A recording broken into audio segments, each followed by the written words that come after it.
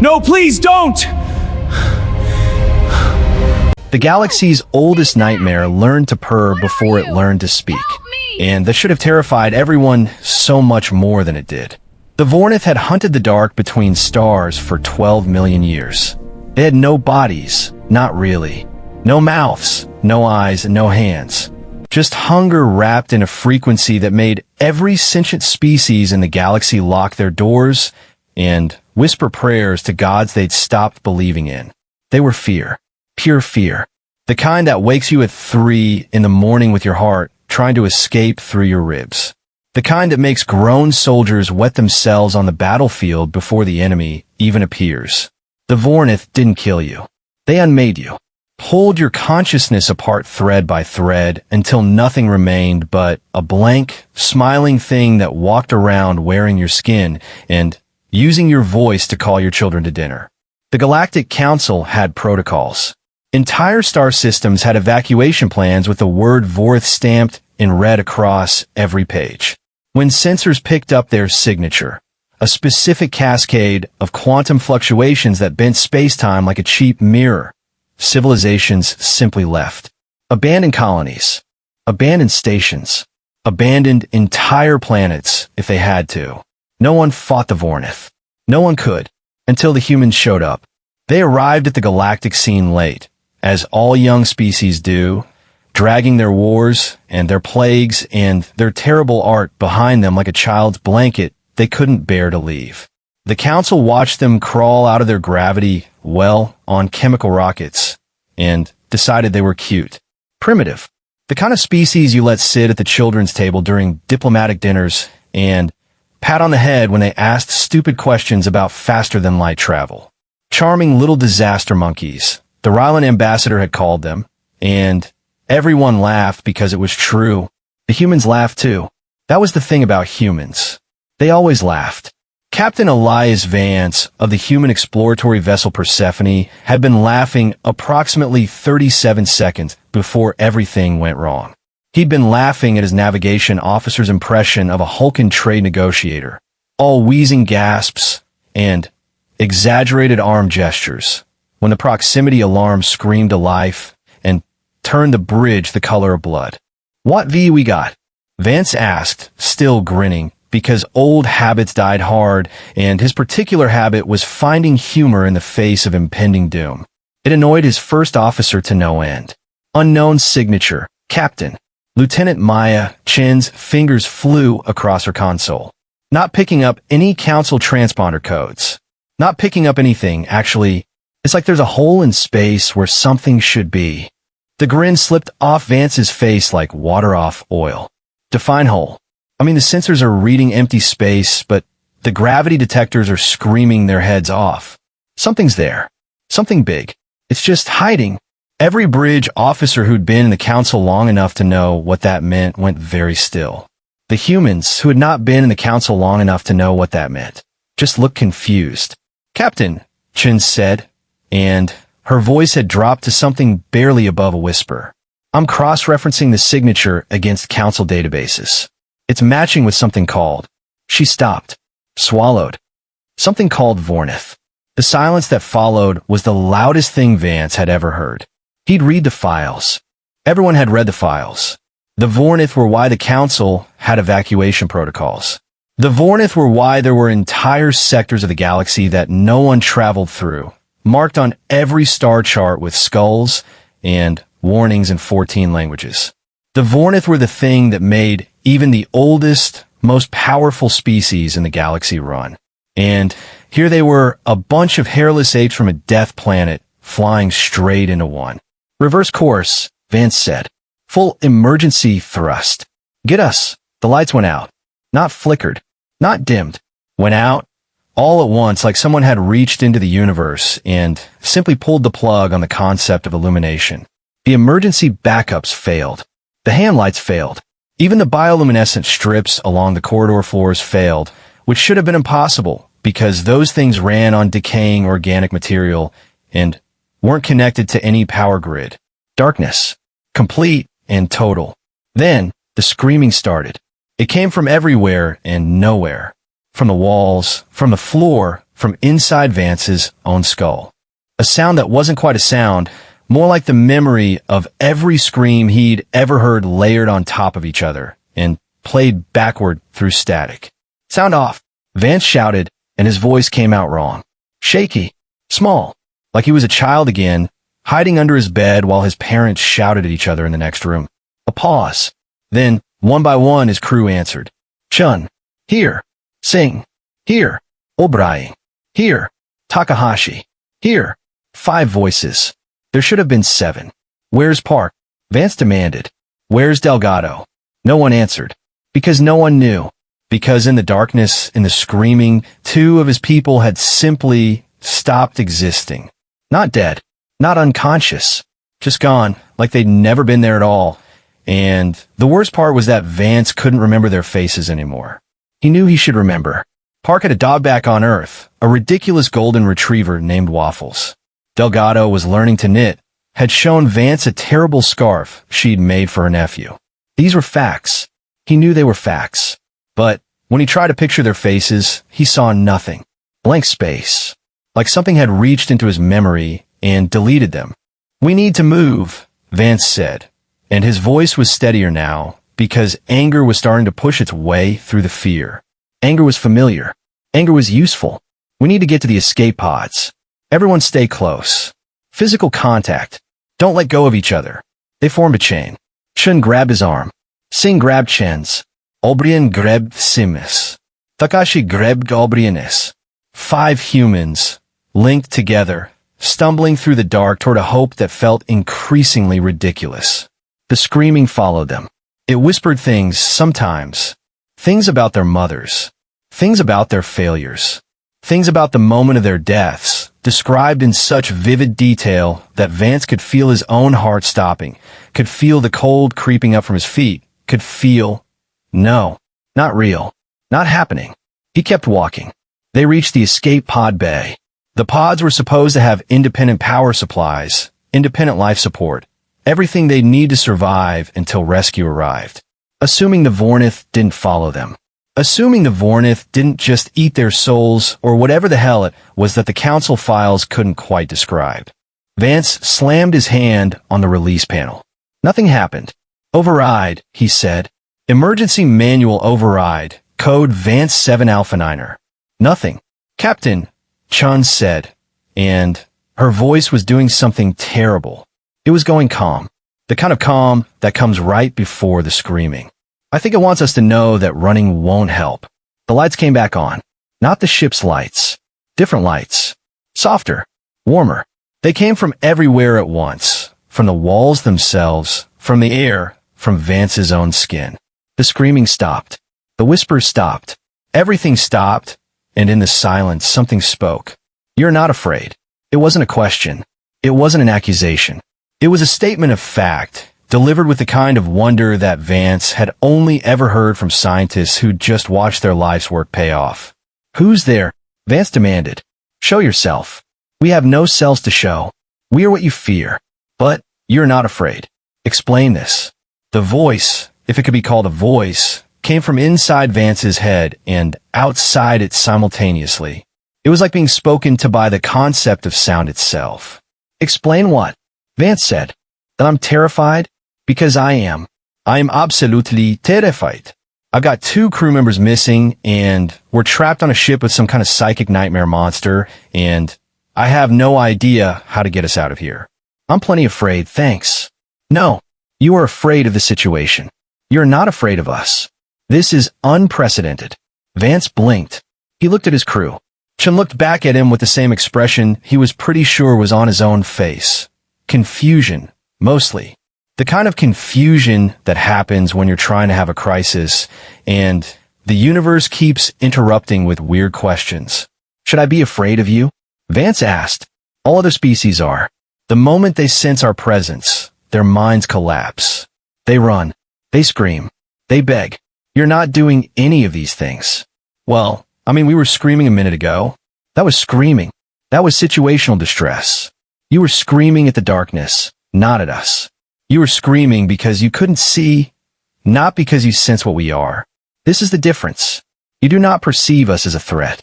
You perceive us as an inconvenience. Vance wanted to argue with that, but he couldn't. Because it was true.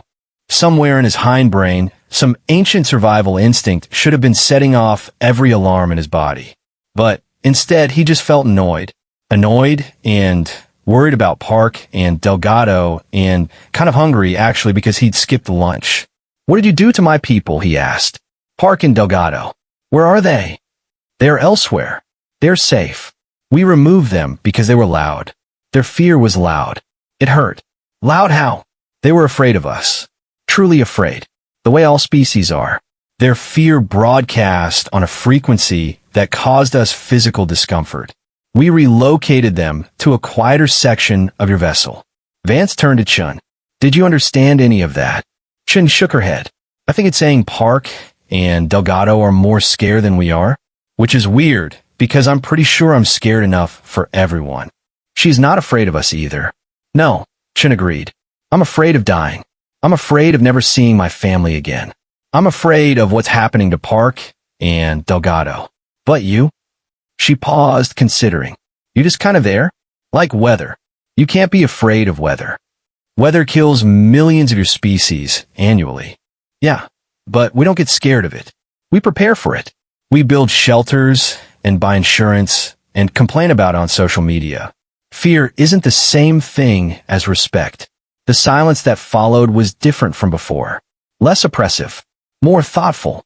Like the Vornith was actually considering what Chun had said. This is not how the galaxy works. Apparently not, Vance said. Look, can we get our people back and leave? We'll pretend this never happened. You can go back to being the scary thing in the dark, and we'll go back to being the dumb primates who don't know enough to be properly terrified. Everyone wins. No. We have been hunting for 12 million years. We have fed on the fear of 1,000 species. We have never encountered anything like you. You do not run. You do not scream. You do not beg. You complain about us on your social media. We do not have a word for this. We are creating one. Great, Vance muttered, happy to be a linguistic milestone. Can we go now? We are coming with you. The Vornith, or at least the part of the Vornith that had decided to attach itself to the Persephone, did not have a body. This made the whole coming with you thing both easier and infinitely more complicated. Easier because it didn't need food, water, air, or any of the other logistical nightmares that came with hosting a guest. Complicated because it was a psychic nightmare entity made of pure fear, and having it along for the ride meant that every crew member who wasn't Vance or Chun started having nightmares. Vivid ones. The kind that left them gasping awake at 3 in the morning, drenched in sweat, unable to remember their own names for a solid 30 seconds. "Captain, we need to talk about the thing," O'Brien said, slamming a datapad onto Vance's desk.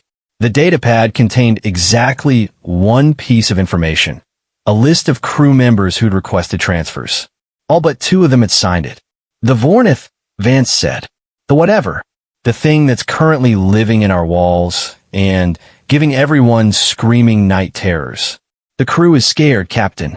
Not of the Vornith, they're still not doing that, which is weird and concerning, but of the nightmares. People are hallucinating their worst memories. Singh keeps seeing her brother's funeral. Takahashi keeps seeing the car accident that killed his parents. It's not sustainable." Vance rubbed his temples. He hadn't slept in 3 days, not because of nightmares, but because he was too busy trying to figure out how to get rid of their uninvited guest. The council had been useless. The moment he'd mentioned Vornith, they'd hung up. Every single species, every single ambassador, just hung up. "We can't keep going like this," O'Brien continued. "The crew is going to mutiny. Or snap. Or both. I know. So what's the plan?" Vance looked at the datapad. Looked at the names. We asked. The Vornith, it turned out, was surprisingly chatty when it wasn't busy being terrifying. "Your fear response is broken." "I don't think it's broken," Chun said. She'd volunteered to be the one to talk to it. Mostly because she was the only one besides Vance who didn't seem to be affected by its presence. "I think it's just different. We evolve on a death planet, you know? Everything on Earth wanted to kill us. The weather, the animals, the plants, the bacteria.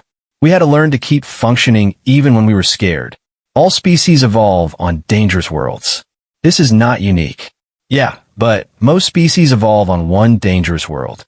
We evolved on one dangerous world, left it, and colonized a bunch of other dangerous worlds. Then, we made those worlds fight each other. Then, we made up new dangers just for fun. We're not afraid of fear. We're bored by it. This makes no evolutionary sense. Probably not. But humans aren't sensible. We're stubborn. We're the species that looks at a predator and decides to make it a pet. We're the species that sees a natural disaster and says, bet we can build something that survives that. We don't run from things. We adapt to them. Or we die trying, and then our descendants adapt for us. The Vornith was quiet for a long time. When it spoke again, its voice was different. Softer. Almost curious. You would adapt to us? I don't know. Maybe. We're already not afraid of you. That's step one. Step one of what? Chun grinned. It was a sharp, dangerous grin, the kind that had gotten her into trouble her whole life. Step one of making you boring. That's what we do, Vornith. We find the scariest thing in the room, and we figure out how to live with it. And then we figure out how to love it. And then we figure out how to make it love us back. Love is not a concept we understand. Yeah, Chin said. I figured. 3 weeks later, the Persephone arrived at Council Space with a Vornith attached to its hull and a crew that had, against all odds, stopped having nightmares. Takahashi figured it out first. He'd been the most affected by the Vornith's presence. The car accident that killed his parents had been bad enough the first time he'd lived through it, but reliving it every night had pushed him to the edge of a breakdown. He'd stopped sleeping entirely, stopped eating, stopped talking to anyone except the walls, and even then, only in whispers.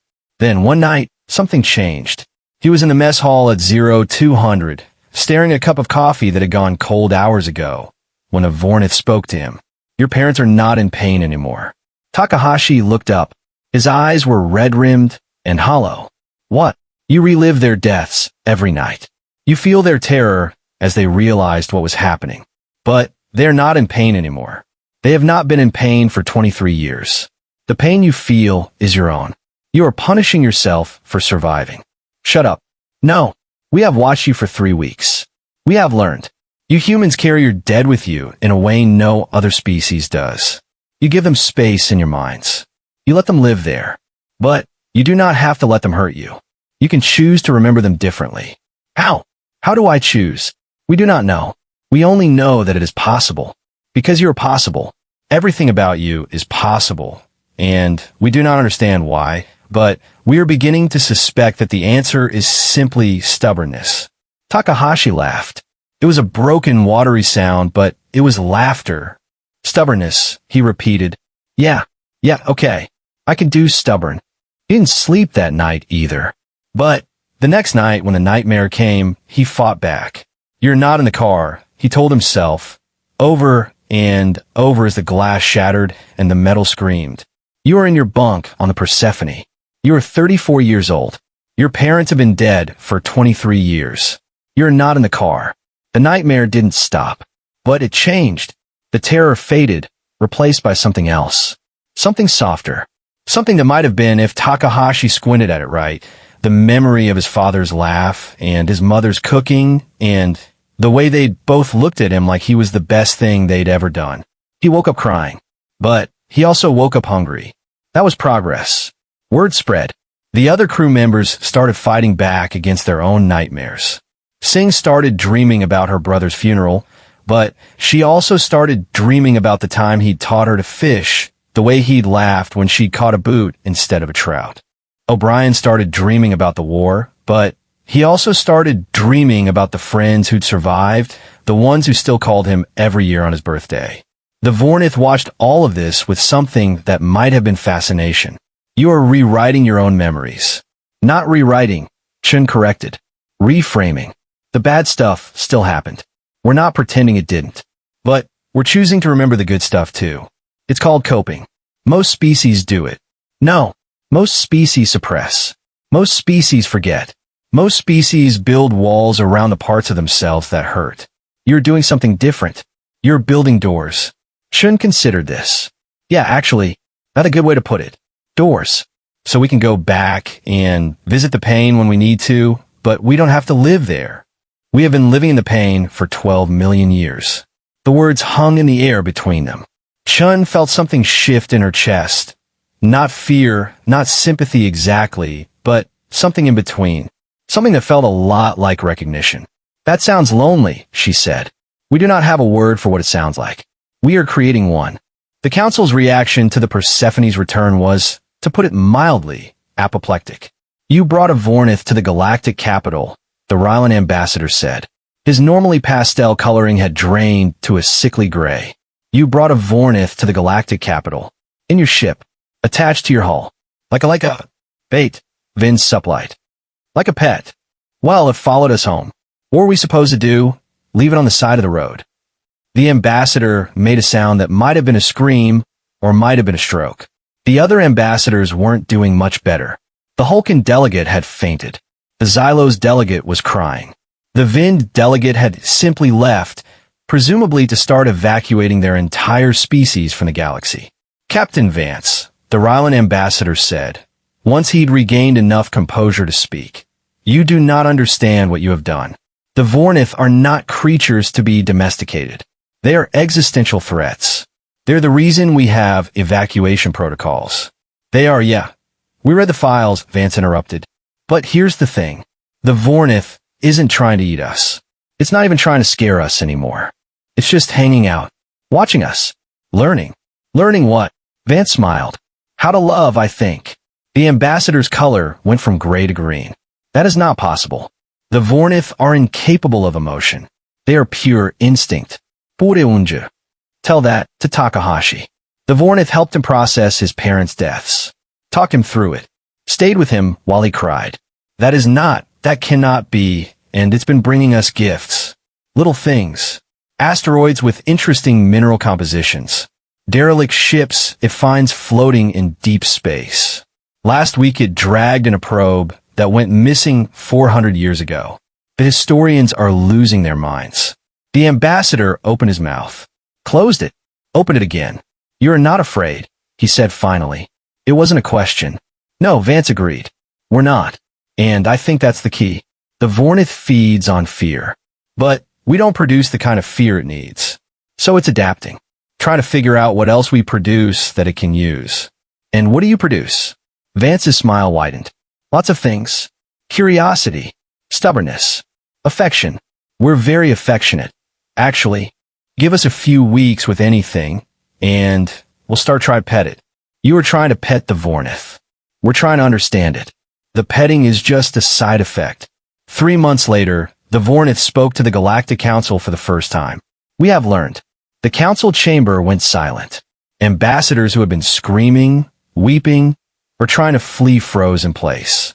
Even the Vin delegate, who had been halfway to the door, stopped mid-stride. We have learned that fear is not the only thing that feeds us. There are other frequencies, other emotions. They are more complex, more sustainable. They do not burn out the way fear does. What are you saying? The Rylan ambassador whispered. We're saying that we no longer wish to hunt. We're saying that we wish to stay. Stay where? With whom? With the humans. They have taught us something we did not know we could learn. They have taught us how to feel. The silence that followed was the loudest thing the council had ever heard. We do not understand it yet. We do not understand why they're different or how they survived long enough to become different. But we know that we want to keep watching them, keep learning from them, keep being near them. You're attached to them, the Rylan ambassador said. His voice was hollow with disbelief. Yes, we believe that is the correct word. We are attached. Vance, who had been standing in the back of the chamber because no one had offered him a seat, raised his hand. I hate to say I told you so, he said, but I definitely told you so. Ending the Vornith never left. It became something new, something the galaxy had never seen before and would never see again. A creature of pure fear, transformed by stubborn primates into something almost gentle. It followed humanity across the stars. Watched them fight and love and die and grieve and laugh. Learned their languages, their stories, their songs. Developed preferences. It liked jazz, hated country, had complicated feelings about bluegrass. Developed opinions. It thought Earth was too wet, Mars was too dry, and Venus was just right if you ignored the surface temperature. Developed a sense of humor, which mostly consisted of moving furniture 2 inches to the left when no one was looking and pretending it had always been there. And sometimes, late at night, when the humans it had chosen were sleeping, it would reach into their dreams and wrap itself around their fears. Not to feed, to comfort, to hold, because that was what humans had taught it to do. Not to run from the dark, but to sit in it. Not to fear the unknown, but to explore it. Not to consume, but to connect. The council never understood. They kept their evacuation protocols, kept their warnings, kept their distance. But the humans didn't care. They had a new pet, and it was the strangest, scariest, most wonderful thing they'd ever loved. And somewhere in the dark between stars, a creature that had once been pure fear learned to purr. It sounded like laughter.